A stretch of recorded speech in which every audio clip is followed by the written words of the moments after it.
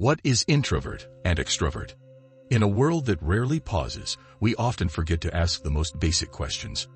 Why is it that some souls find their strength in silence, in quiet rooms, in slow thoughts, in the gentle rhythm of solitude, while others come alive in the hum of conversation, in the laughter of crowds, in the electric energy of movement and noise? What makes one person recharge in stillness, while another reaches their fullest self in the company of many? Why does one person find peace in solitude, while another withers without constant connection? We've given names to these tendencies, introvert and extrovert. But what do they truly mean? Are they labels for our social habits, or do they reveal something more profound about how we exist in the world? This is not just a psychological distinction.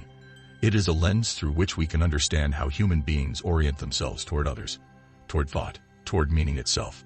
Let us step beyond pop culture definitions and into the rich terrain where psychology meets philosophy. Let's explore what it means to be an introvert or an extrovert, and why knowing which one you are might help you live a more authentic life. Chapter 1. The origin of the terms introvert and extrovert. The words introvert and extrovert were first introduced by Swiss psychiatrist Carl Gustav Jung in the early 20th century in his groundbreaking book, Psychological Types, 1921. But he didn't mean them the way we use them today. For Jung, these were not just personality traits. They were orientations of consciousness. An introvert, he said, is someone who directs their psychic energy inward, toward thoughts, feelings, and internal reflection. An extrovert, on the other hand, directs their energy outward, toward people, events, and interaction with the external world. This wasn't about being shy or social.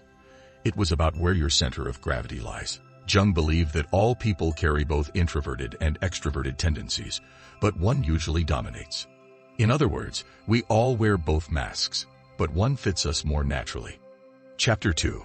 The inner world versus the outer world. At the heart of this distinction is a simple truth. Introverts and extroverts live in different realities. An introvert experiences life as something to be processed inwardly. They recharge in solitude. They are energized by thought, imagination, and deep one-on-one conversations. For them, the outer world is often too loud, too fast, too fragmented. Silence isn't empty, it's space to think. An extrovert, by contrast, experiences life as something to be engaged in. They draw energy from social interaction, from doing, from being in motion. For them, the inner world can sometimes feel too still, too heavy. Other people are not distractions. They are fuel. Neither way of being is superior. They are simply different responses to existence. Chapter 3. The misconceptions. Let's clear up some myths. Introverts are not necessarily shy. Shyness is a fear of social judgment. Introversion is a preference for solitude or deeper engagement. Extroverts are not necessarily loud or superficial. Extroversion doesn't mean being the life of the party. It means being energized by the external world. Introverts can lead. Extroverts can listen. Personality is not destiny.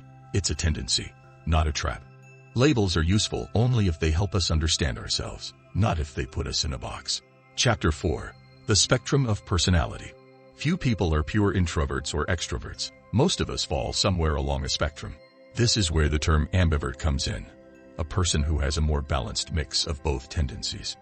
Think of it like this. When you're overwhelmed, do you seek quiet or distraction? After socializing, do you feel drained or charged up? Do you process experiences by talking about them or thinking them through? Your answers won't be the same every time.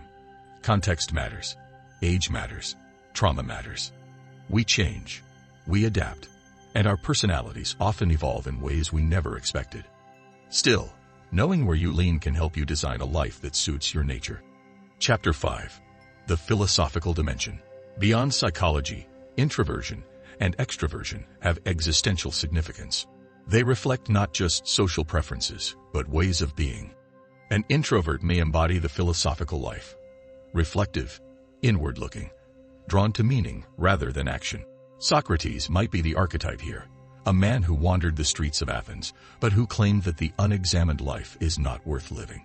The extrovert, meanwhile, might reflect the existential impulse to act, to assert oneself in the world. Nietzsche, who celebrated vitality, risk, and outward engagement, might be seen as an extrovert in the deepest sense. One looks within to find truth. The other looks without shape. Both are valid. and both are necessary. Chapter 6. Culture and Bias.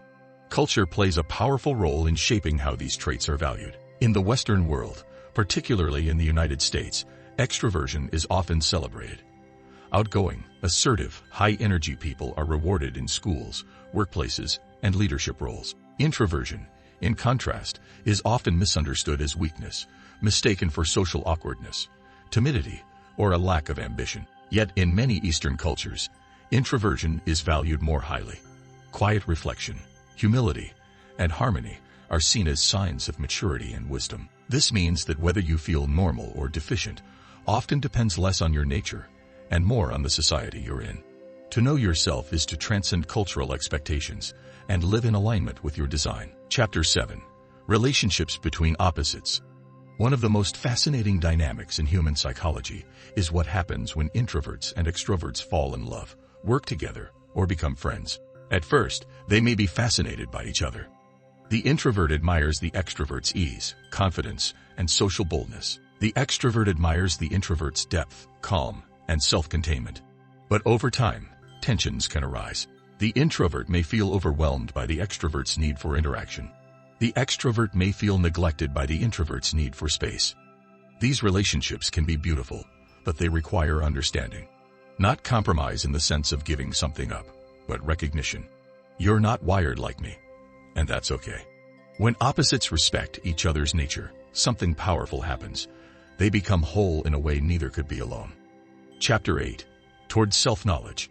So, what does it mean to know if you're an introvert or an extrovert? It means you begin to understand how your energy works. It means you learn how to recharge, how to focus, how to grow. Not by forcing yourself into someone else's rhythm, but by honoring your own. It means making room in your life for silence if you're introverted, or for connection if you're extroverted. It means choosing jobs, relationships, and environments that let you be you.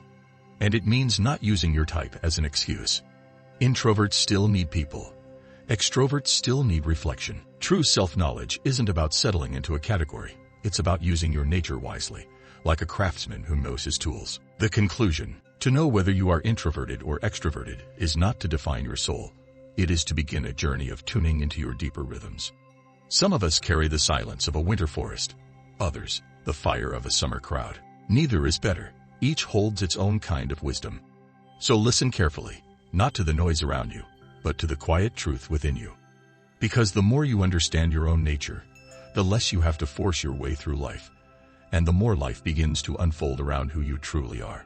If this reflection helped you understand yourself or someone close to you, consider subscribing to the channel.